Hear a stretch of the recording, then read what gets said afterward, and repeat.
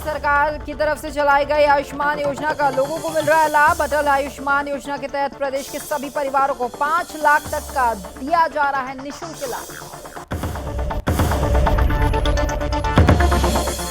CM Dhami ने पिथौरागढ़ के DD हाट में आयोजित 5 दिवसीय डीडी हाट महोत्सव के समापन में हुए शामिल। इस दौरान सीएम धामी ने कुमाऊनी भाषा में लोगों को किया संबोधित। उत्तराखंड में आगामी विधानसभा चुनाव को लेकर शासन प्रशासन कर रहे हैं तैयारियां। प्रशासन के निर्देश के बाद मतदाता जागरूकता अभियान किया गया है शुरू।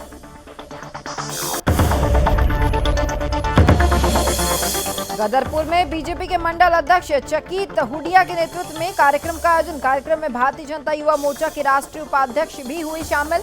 बीजेपी कार्यकर्ताओं ने राष्ट्रीय उपाध्यक्ष का किया जोरदार स्वागत। और अल्मोड़ा में पुलिस को मिली बड़ी कामयाबी। पुलिस की टीम ने वाहनों की चेकिंग के दौरान अवैध शराब के साथ 2 शराब तस्करों को किया गिरफ्तार। मामले में आरोपी से पूछताछ जारी।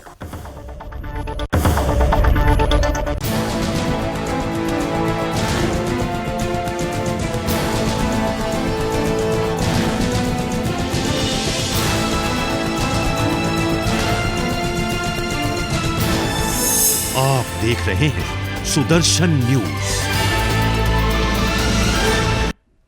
नमस्कार, उत्तराखंड विशेष देख रहे हैं आप और मैं हूं आपके साथ स्मारिका ठाकरे। बुलेटिन की शुरुआत करेंगे एक बड़ी खबर के साथ जो देहरादून से निकलकर सामने आई है।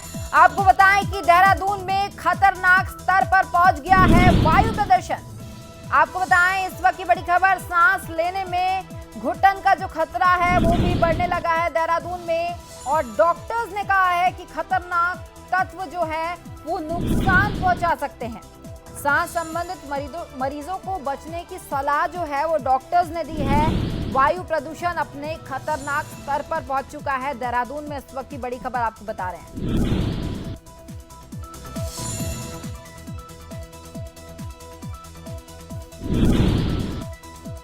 इस वक्त एक और बड़ी खबर का रुख करेंगे। आपको बताएं कि ये इस वक्त विश्व मधुमेह दिवस और बाल दिवस जो है वो मनाया जा रहा है। देश के 66% बच्चों पर साइलेंट किलर का साया जो है वो मंडरा रहा है।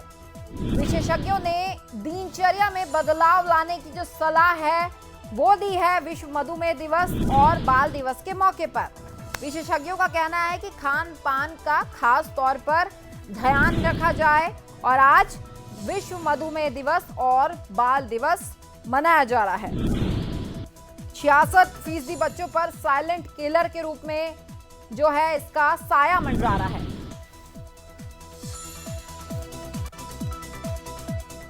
तो चलिए बढ़ेंगे आगे। केंद्र सरकार की तरफ से चलाई गई आयुष्मान योजना की तर्ज पर प्रदेशवासियों को निःशुल्क स्वास्थ्य सेवाएं देने के उद्देश्य से ये चलाई गई अटल आयुष्मान योजना के तहत प्रदेश के सभी परिवारों को 5 लाख तक का निःशुल्क इलाज दिया जा रहा है। लेकिन कार्ड के बनवाने में आ रही व्यवहारिक दिक्कतों को दूर करने के लिए सरलीकरण करने के उद्देश्य से कुछ परिवर्तन जो है वो किए गए हैं। इस संबंध में अटल आयुष्मान योजना के सीईओ और सचिव स्वास्थ्य अरुणेंद्र चौहान ने कहा कि अभी तक इस सुविधा के लिए 2014 का डेटाबेस का प्रयोग जो है वो किया जा रहा है, जिसके चलते कुछ दिक्कतें सामने आई। लेकिन अब खाद्य विभाग ने नए डेटा का जो प्रयोग है वो शुरू कर दिया, जिससे काफी दिक्कतें दूर हुई है। इसके साथ ही कार्ड बनाने के लिए ली जाने वाली फीस को सरकार की तरफ से समाप्त कर दिया गया है। अब निःशुल्क कार्ड बनाना जो है वो जारी है और इसके साथ ही जहां पहले कार्ड पेपर वेस्ट होते थे वहीं अब क्वालिटी को बेहतर करते हुए अब प्लास्टिक कार्ड जो है वो बनाए जा रहे हैं।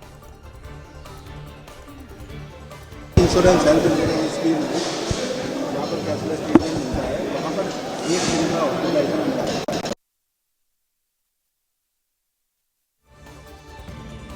इंश्योरेंस हेल्थ इंश्योरेंस स्कीम है, यहाँ पर कैशलेस ट्रीटमेंट मिलता है। यहाँ पर 1 दिन का हॉस्पिटलाइजेशन। तो वहीं उत्तराखंड के सीएम पुष्कर सिंह धामी ने पिथौरागढ़ के डीडी हाट में आयोजित 5 दिवसीय डीडी हाट महोत्सव के समापन अवसर पर कुमाऊनी भाषा में संबोधित करते हुए क्षेत्र के विकास के लिए कई घोषणाएं की, जिसमें डीडी हाट नगर से सिराकोट मंदिर तक रोपवे का निर्माण करने, जीजीआईसी डीडी हाट का नाम स्वतंत्रता संग्राम सेनानी स्वर्गीय देव सिंह डसीला के नाम किए जाने और डीडी हाट खेल मैदान के विस्तारीकरण करने की कार्रवाई के लिए जिलाधिकारी को प्रस्ताव तैयार करते हुए शासन को प्रेरित करने की घोषणा की गई और साथ ही सीएम ने डीडी हाट नगर के आंतरिक मार्गों के निर्माण और सौंदर्यीकरण किए जाने की स्वीकृति की घोषणा और साथ ही डीडी हाट महोत्सव को हर साल राजकीय मेले के रूप में मनाए जाने की घोषणा की। इस दौरान सीएम ने स्वामी विवेकानंद की 18 फीट ऊंची मूर्ति स्टैच्यू ऑफ मोरालिटी का लोकार्पण भी किया। आपको बताएं कि सीएम धामी ने कहा कि आज अपनों के बीच आकर अभिभूत हूं और सीएम धामी ने पीएम मोदी की तारीफ करते हुए कहा कि नरेंद्र मोदी जी के नेतृत्व में दुनिया में भारत की अलग पहचान बनी है। उत्तराखंड से पीएम मोदी का विशेष लगाव है, जिसके फलस्वरूप यहां विभिन्न क्षेत्रों में विकास योजनाओं के जो कार्य है वो चलाए जा रहे हैं।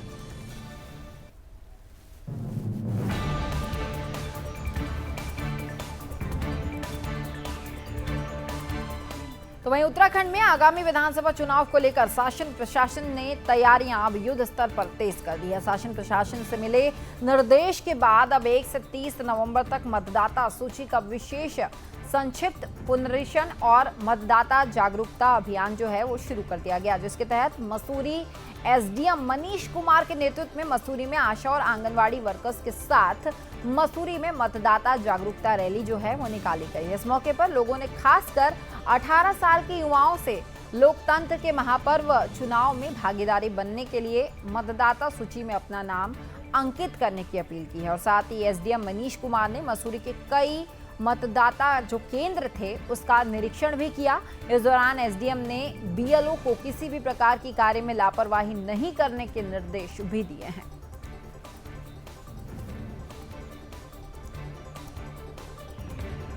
देखिए, जैसा कि आप सभी को विदित है कि लोकतंत्र का जो भागीदारी है लोकतंत्र में, वो हमें मतदान के माध्यम से ही उसको जो है वो भागीदारी हम लोग सुनिश्चित करते हैं और ये नागरिक का जो है नैतिक कर्तव्य है कि वो जब चुनाव हो तो वहाँ जाएं और अपना वोट डालें। उसके क्रम में सभी मतदाताओं को पहले तो मतदाता सूची में जोड़ने का ये विशेष अभियान जो है वो चल रहा है। माननीय जिलाधिकारी महोदय के ये लगातार निर्देश हमें प्राप्त हो रहे हैं कि जितने भी प्रथम बार वोटर जो हैं, प्रथम बार जो 18 वर्ष की आयु 1/1/2022 को पूरी कर रहे हैं। तो वहीं गदरपुर में बीजेपी के मंडल अध्यक्ष चंकित हुडिया के नेतृत्व में कार्यक्रम का आयोजन किया गया, जहां भारतीय जनता पार्टी और युवा मोर्चा के कार्यकर्ताओं की तरफ से भारतीय जनता युवा मोर्चा की राष्ट्रीय उपाध्यक्ष नेहा जोशी का गुलर भोज रोड स्थित जीवन स्वीट्स पर ढोल और नगाड़ों के साथ माल्यार्पण कर जोरदार स्वागत किया गया। इस दौरान राष्ट्रीय उपाध्यक्ष नेहा जोशी को आवास विकास स्थित मंडल अध्यक्ष चंकिया हुडिया के निवास स्थान पर ले जाया गया, जहां उन्हें स्मृति चिन्ह भी भेंट किया गया। तो वहीं नेहा जोशी ने युवाओं को आगे बढ़ाते हुए ये बात करते हुए कहा कि मिशन 2022 चुनाव को आगे लेकर तैयारियां जो है वो जारी है और उन्होंने कहा कि आने वाले समय में युवाओं का वो समय है और भारतीय जनता पार्टी संगठन में महिला मोर्चा के साथ साथ बीजेपी युवा मोर्चा में भी युवाओं के साथ साथ युवतियों को जोड़ने का जो काम है वो करेंगी और बूथ स्तर पर युवतियों की लीडरशिप को मजबूत करने का कार्य भी वो करेंगी।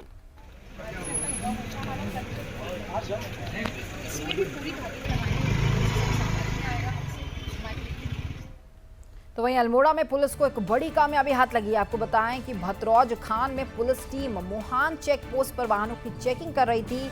इसी बीच एक वाहन में पुलिस ने चेकिंग की और चेकिंग के दौरान पुलिस ने 2 शराब तस्करों को गिरफ्तार कर लिया। साथ ही पुलिस ने आरोपी के कब्जे से अवैध अंग्रेजी शराब भी बरामद कर ली है। फिलहाल पुलिस ने मामला दर्ज कर आरोपी को जेल भेज दिया है। तो इस पूरे मामले में अब आरोपियों से पूछताछ जारी है।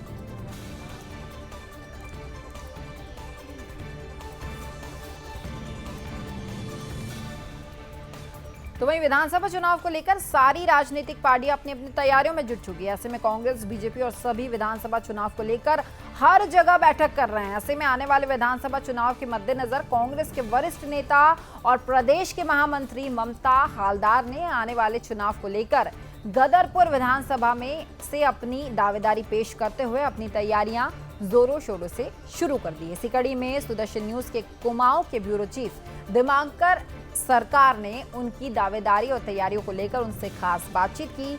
आइए आपको सुनवाते हैं।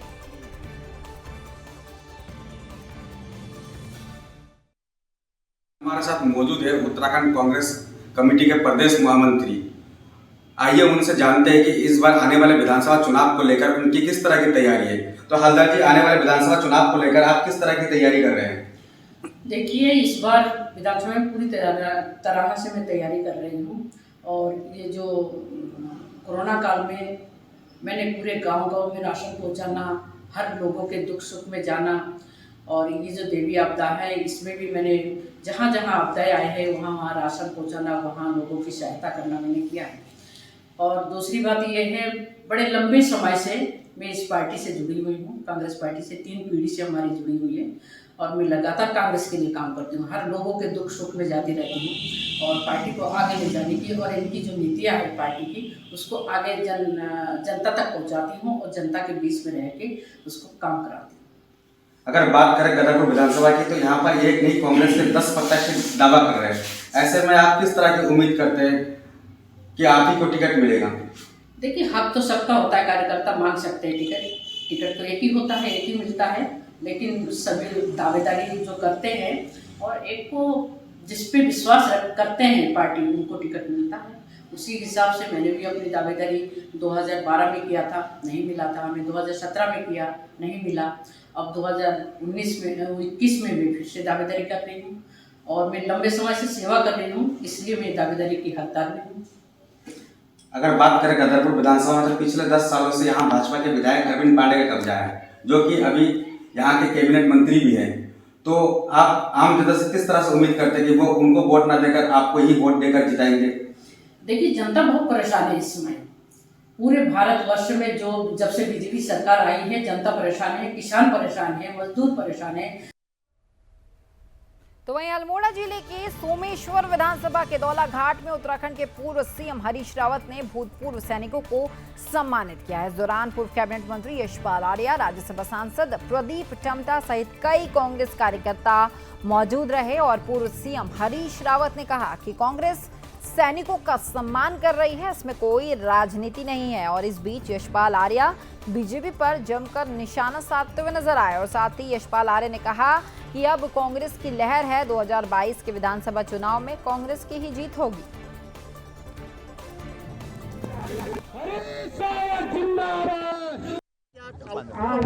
हम बहुत धन्यवाद आप लोगों को, आप यहाँ अपने पूर्व सैनिकों का सम्मान करके अपने उत्तराखंड का सम्मान कर रहे हैं और इसमें हमारी कोई राजनीति नहीं है।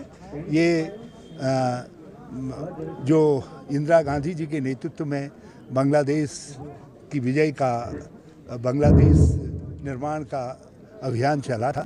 देखिए प्रदेश की महान जनता ने, जनमानस ने मन बना लिया है परिवर्तन का। मैं कोई ज्योतिष तो नहीं हूँ, न भविष्यवक्ता हूँ, लेकिन जिस तरह का वातावरण है, जिस तरह का माहौल है और जिस तरह से लगभग 5 वर्षों का कार्यकाल रहा है, वो साबित करता है कि भारतीय जनता पार्टी सरकार चलाने में सक्षम नहीं है। वायदे और जो उनके इरादे हैं, जो उनके वायदे थे, वो सब धूमिल हो चुके हैं।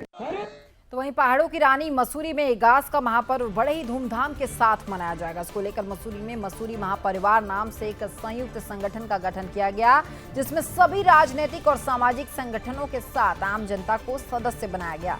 आपको बताएं कि सीएम धामी की तरफ से इगास पर्व को लेकर सामूहिक छुट्टी का ऐलान कर दिया गया है, जिससे पूरे उत्तराखंड में खुशी की लहर है। मसूरी में महापर्व इगास का आयोजन किया जा रहा है। आयोजकों का कहना है कि सीएम धामी से कार्यक्रम में शिरकत करने का समय मांगा गया। मसूरी के होटल में आयोजित मसूरी महापरिवार की बैठक में निर्णय लिया गया कि सभी राजनीतिक सामाजिक संगठन संयुक्त रूप से महापर्व इगास के जो पर्व को मनाएंगे और इस मौके पर लोक सांस्कृतिक कार्यक्रम भी आयोजित किया जाएगा, जिसमें लोक गायक और कलाकार अपनी अपनी प्रस्तुति देंगे। तो वहीं भैलो लोक नृत्य भी आयोजित यहाँ होगा, जिसको लेकर विशेष तैयारियां भी की जा रही है। तो वहीं कार्यक्रम में सभी लोग पारंपरिक वेशभूषा में आने वाले हैं। हम उन्हें मिलकर ये है। और मैं चाहूँगा पेट्रोल भी थोड़ा सा राय दें कि हमें क्या करना चाहिए। मुख्यमंत्री जी का धन्यवाद करते हैं जिन्होंने इस पे अवकाश घोषित किया है। तो इगास जो है हमारा एक पूरे उत्तराखंड का त्योहार है जिसे हम सबको मिलके मनाना चाहिए। उसी के संबंध में हम सब ने मिलके एक प्रयास करा है। जितने भी राजनीतिक संगठन है, चाहे वो भाजपा, कांग्रेस, आम आदमी पार्टी या जितनी भी संस्थाएं हैं, उनको हमने ये संदेश दिया है कि ये हमारे उत्तराखंड का त्योहार है। ये किसी व्यक्ति विशेष का या फिर किसी एक पार्टी का त्योहार नहीं है, हमें इसे मिलकर मनाना चाहिए। पहले तो मैं माननीय मुख्यमंत्री धामी जी का जो है धन्यवाद करता हूं कि आपने जो पहाड़ के जो इतने 400 साल पुरानी जो पर्व है, जिसको जो है बहुत पुराने टाइम से मनाया जाता था, उसको आपने एक अवकाश घोषित करने के बाद लोगों को सोचने पे विचार कर दिया। क्योंकि हम भी बहुत कम जानते हैं और हमारे बच्चे तो बिल्कुल ही नहीं जानते होंगे, लेकिन जब इस तरह का पर्व और छुट्टी होगी तो निश्चित ही बच्चों को पता लगेगा कि दिवाली के अलावा इगास भी एक पर्व है। माननीय मुख्यमंत्री जी का हम स्वागत करते हैं। 400 साल पुराना ये हमारा इगास का त्यौहार है जो विलुप्त हो रहा था। अब इन्होंने जो घोषणा करी है, इसमें कोई राजनीति का कोई मुद्दा नहीं है। एक उत्तराखंड राज्य का एक विशेष महत्व है इसमें, जो हम भूल रहे थे, लेकिन इन्होंने जो ये जिस हिसाब से किया है तो सराहनीय है। और इस इगास परिवार में किसी प्रकार की कोई राजनीति नहीं, चाहे वो चाहे मसूरी का क्षेत्र हो, चाहे देहरादून का हो, चाहे उत्तराखंड का किसी भी कोई भी क्षेत्र हो। इगास का आगाज जय उत्तराखंड कि मतलब मैं बोलना चाहूँगी, जैसे उत्तराखंड में जो है पहली बार महापर्व जो हो रहा है, महापर्व इगास अरहर। इगास का मतलब ये होता है कि उत्तराखंड में जो है पहले से जो है इतिहास का गवाह है इस चीज़ का, एकजुट एक मुठ। गढ़वाल में बोलना चाहूँगी। तो वहीं पिथौरागढ़ जिले के 3 दिवसीय दौरे पर आए सीएम पुष्कर सिंह धामी शनिवार को पिथौरागढ़ से सड़क मार्ग से अपने पैतृक गांव विकास खंड डीडीहाट के हड़खोला पहुंचे। गांव पहुंचने पर सीएम का ग्रामीणों और क्षेत्रवासियों ने ढोल नगाड़े के साथ भव्य स्वागत किया। गांव पहुंचते ही सीएम धामी सबसे पहले भगवान हरिचंद्र मंदिर में जाकर परिवार के साथ पूजा अर्चना करने पहुंचे और परिवार और प्रदेश की सुख समृद्धि के लिए भगवान से उन्होंने प्रार्थना की। इस अवसर पर मंदिर परिसर में ग्रामीणों की तरफ से जोड़ा चाचरी और खेल भी लगाए गए। इस दौरान सीएम धामी ने ग्रामीणों से मिलकर गांव की समस्या के बारे में जाना और सीएम बनने के बाद पहली बार गांव पधारने पर ग्रामीणों द्वारा काफी खुशी जो है वहां देखने को मिली।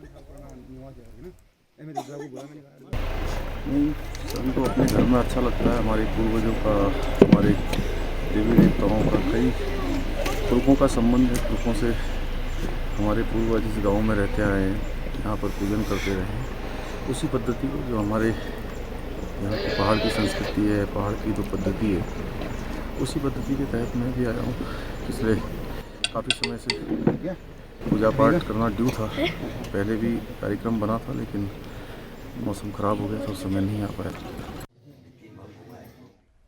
तो वहीं आए दिन गोहरी रेंज की ओर से 84 कुटिया में पर्यटकों की सुविधाओं के लिए नई नई व्यवस्थाएं बनाई जा रही। इसी क्रम में रेंज की ओर से पर्यटकों की सुलभ सुविधा बनाने के लिए हाईटेक बायो टॉयलेट का निर्माण भी करवाया जा रहा है। तो वहीं रेंज की ओर से 84 कुटिया में टेलीस्कोप भी लगवाया गया, जिससे वन कर्मी जंगल की गतिविधियों पर नजर रख पाएंगे और साथ ही टेलीस्कोप से पर्यटक पहाड़ियों पर स्थित अन्य पर्यटक स्थल को भी जो है अब देख पाएंगे। ये जो पीटल साधन पब्लिक 84 कुटिया हमारे यहाँ, इसमें पर्यटकों के लिए नई नई सुविधाएं दी जाती हैं। अभी फिलहाल हाईटेक बायो टॉयलेट का निर्माण करा गया है, वो स्टाफ प्रारंभ कर दी गई है। इसके अलावा हमने एक टेलीस्कोप लाए यहाँ के लिए, जिससे कि हमारे वनकर्मियों को भी सुविधा मिलेगी दूरस्थ स्थानों को देखने के लिए। और जो पर्यटक यहाँ कुंजापुरी और सुकुंडा देवी का भी दर्शन कर पाएंगे। उसी को देखते हुए ये प्रोग्राम करे जा रहे हैं।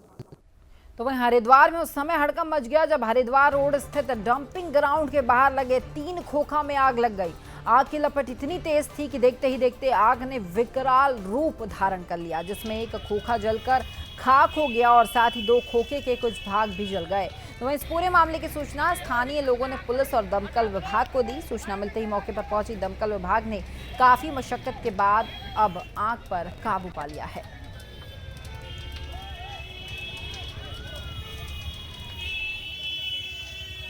आग लगी थी टीचिंग ग्राउंड के पास लगी थी और 2 खोखों में लगी। टीचिंग ग्राउंड से आग लगते हुए खोखे उसमें लगी और आग लगने का कारण ये रहा कि कोई आदमी पीछे बाथरूम करने के लिए गया और उसने जलती हुई बीड़ी उस कपड़े में डाली, जिसके कारण वहाँ से आग लगती हुई सीधी वहाँ उसमें आई आपके खोखों में। अगर आप 18 साल के हैं तो और अभी तक आपने मतदाता सूची में अपना नाम नहीं दर्ज कराया है तो ये खबर आपके लिए बेहद अहम है। जी हाँ, उत्तराखंड सरकार ने मतदाता सूची में नाम दर्ज कराने के लिए 24, 27 और 28 नवंबर को अपने अपने बूथ स्तर पर विशेष शिविर लगाने के निर्देश जो है वो जारी कर दिए हैं। इस संबंध में तहसील प्रशासन की तरफ से वोटरों को जागरूक करने के लिए एक रैली का आयोजन किया गया, जिसमें ऋषिकेश विधानसभा क्षेत्र में काम करने वाले सभी बीएलओ ने हिस्सा लिया। इस दौरान हाथ में बैनर और जागरूक करने वाले स्लोगन वोटर्स को निर्धारित तिथि पर अपने अपने बूथ पर पहुंचाने की अपील जो है वो की गई और साथ ही मतदान के प्रति लोगों को जागरूक भी किया गया।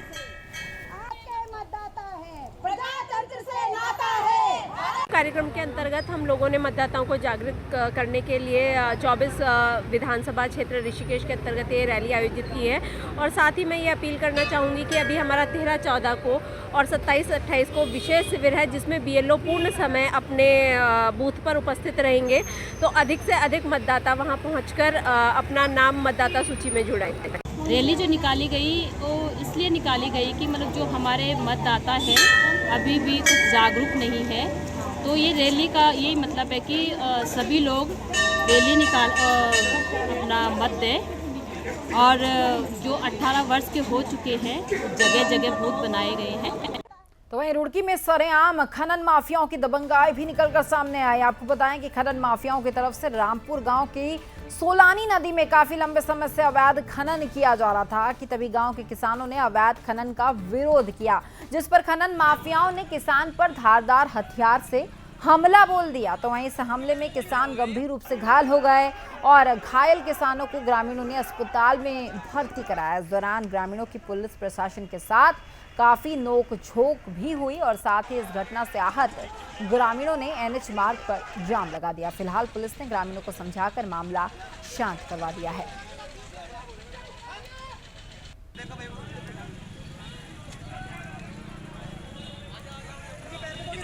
तो वहीं युवाओं को नशे से दूर रखते हुए स्वास्थ्य को सुरक्षित रखने के लिए नगर में youth against drugs and run एक रेस जिंदगी के लिए का आयोजन किया गया, जिसमें क्षेत्र ही नहीं बल्कि पूरे उत्तराखंड से बड़ी संख्या में श्रद्धालुओं ने युवाओं ने भाग लिया। आपको बताएं कि शक्ति फार्म के अरविंद नगर में शुरू हुई मैराथन दौड़ 13 किलोमीटर चलकर जल कैंप स्टेडियम पर जाकर समाप्त हुई। विधायक सौरभ बहुगुणा एसएसपी एसडीएम ने अरविंद नगर से युवाओं को हरी झंडी दिखाकर दौड़ की शुरुआत करवाई।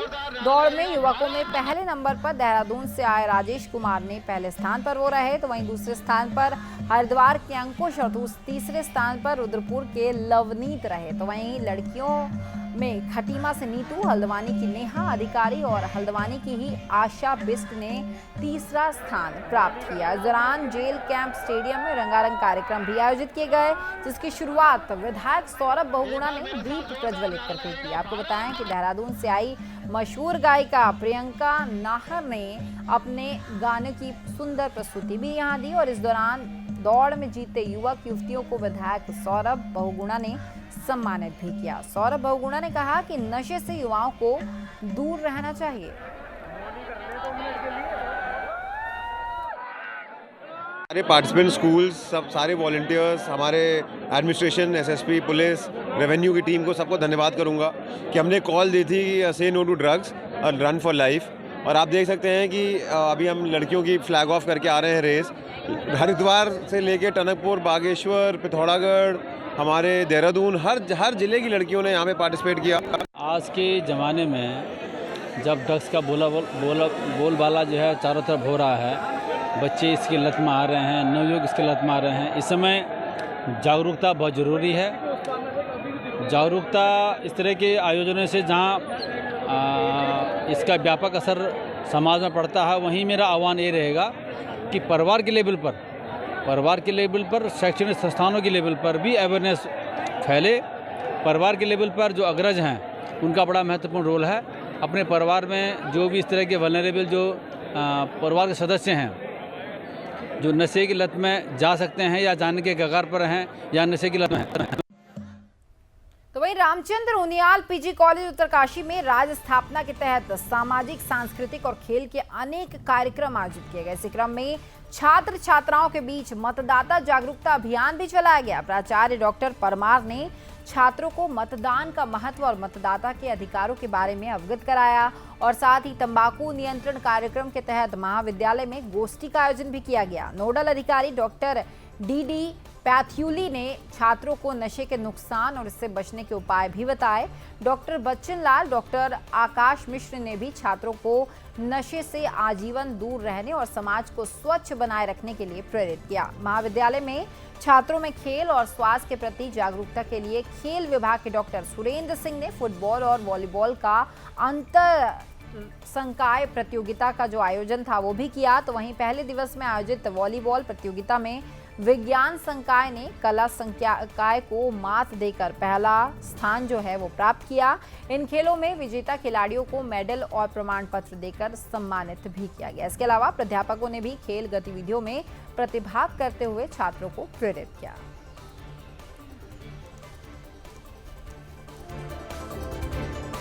तो वहीं बाजपुर में चोरों के हौसले दिन प्रतिदिन बुलंद होते जा रहे हैं। इसी कड़ी में बाजपुर के राजकीय प्राथमिक विद्यालय में चोरी का मामला निकलकर सामने आया। आपको बताएं कि चोरों ने विद्यालय परिसर में शिक्षक ट्रेनिंग सेंटर के कक्ष में तोड़फोड़ करते हुए चोरों ने जरूरी कागजात को जला दिया, जिसके बाद विद्यालय के प्रधानाध्यापक ने पुलिस को शिकायत देकर कार्रवाई करने की मांग की।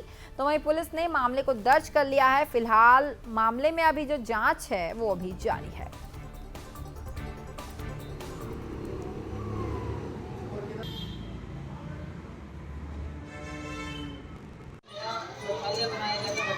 तो ये राजकीय प्राथमिक विद्यालय बाजपुर प्रथम है और यहाँ पर 3 कार्यालय मुख्यतः रूप से हैं। एक तो CRC कैंपस है, दूसरा अजीम प्रेम जी फाउंडेशन का टीचर लर्निंग सेंटर है और साक्षर भारत का कार्यालय है। आए दिन यहाँ पर चोरियाँ होती रहती हैं और इस बार की चोरी में बहुत ज़्यादा डॉक्यूमेंट्स नष्ट हो गए हैं, जला दिए गए हैं। शौचालय को तोड़फोड़ कर दिया गया है। टीचर लर्निंग सेंटर में जो भी सामग्री थी उसको तोड़फोड़ करके कई सामान की चोरी कर दी गई। प्राथमिक विद्यालय से ये प्रधानाचार्य जी की एक एप्लीकेशन प्राप्त हुई है और इसमें इन्होंने बताया है कि इनके विद्यालय में कुछ लोगों ने, अज्ञात लोगों ने चोरी और तोड़फोड़ आदि किया है। तो उसके संबंध में एक तहरीर हमें मिली है और हम लोग इस पर जांच कर रहे हैं और जैसे भी हमें आगे की लीड मिलेगी हम इस पर कार्रवाई कर रहे हैं। ये सब जांच का विषय है। अभी क्या क्या किस उद्देश्य से कागजात जलाए गए हैं या क्या कोई शरारती तत्व है या किसी ने पर्पसफुली ऐसा किया है, ये सारा कुछ अभी जांच का विषय है। तो इसकी जांच होने के बाद ही स्थिति स्पष्ट हो पाएगी।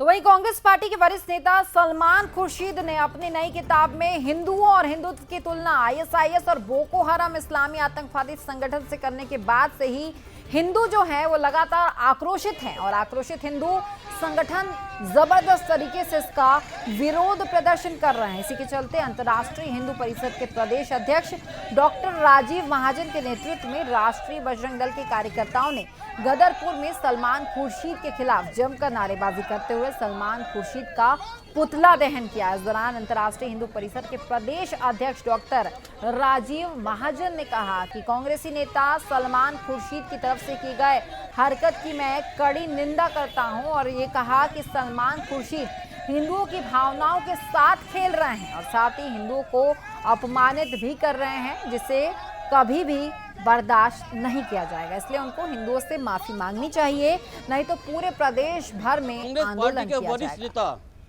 सलमान खुर्शीद ने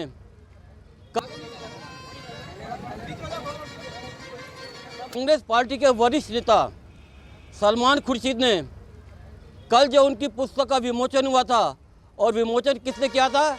दिग्विजय सिंह और चिदम्बरम जी ने। उसमें कुछ पंक्तियां उन्होंने लिखी हैं जिसमें हिंदू समाज व हिंदुत्व को इन्होंने उस आतंकवादी संगठन के समकक्ष खड़ा कर दिया है जिसको ISIS और बोको हराम कहते हैं। बोको हराम नाम का ये इस्लामिक आतंकवादी संगठन, जिसका नाम यहाँ कम लोग जानते होंगे, दक्षिण अफ्रीका में यह सैकड़ों हत्याओं करने का यह दोषी पाया गया है। सलमान खुर्शीद को क्या सपने में सूझा था कि हिंदू समाज के जो करोड़ों 100 करोड़ लोग हैं दुनिया में रहते हैं और जो हिंदुत्व का प्रचार प्रसार करते हैं, क्या वो तो फिलहाल उत्तराखंड विशेष में इतना ही, लेकिन सुदर्शन न्यूज में खबरों का सिलसिला लगातार जारी रहेगा। जय हिंद।